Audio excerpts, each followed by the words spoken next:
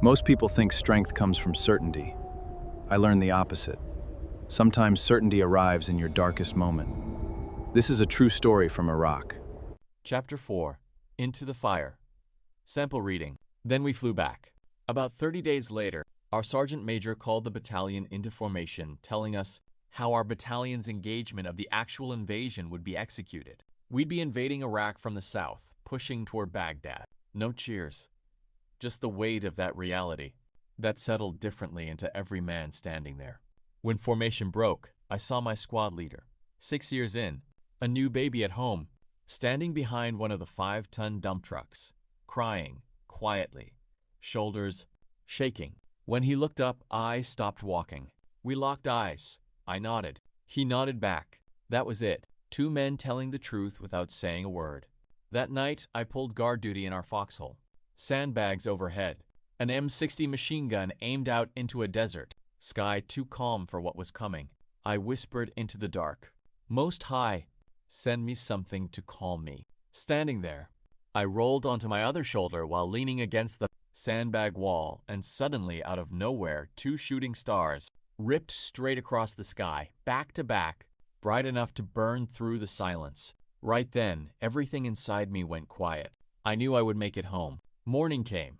Engines fired, dust rose. A line of vehicles stretched so far forward, it disappeared into a heat shimmer. We rolled north. There was no sign telling us when we crossed the border. One moment, it was desert. The next, instinct said, we're in. Inside Iraq, everything changed fast. Burned out vehicles, twisted metal, blackened craters, bodies in shapes no human body should take. You smell war before you fully see it.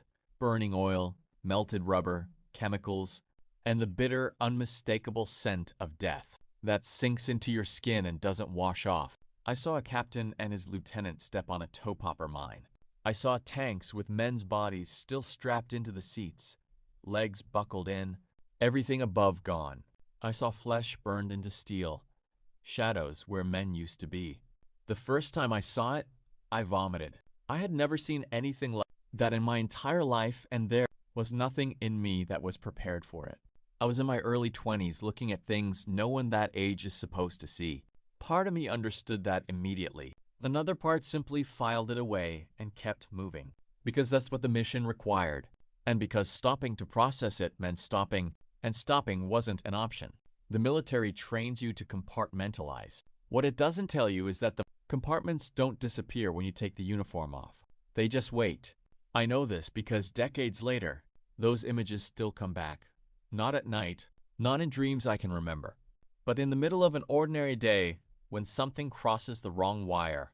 A military helicopter overhead. The sound of a generator running continuously in the background. Certain smells, certain combinations of light and heat.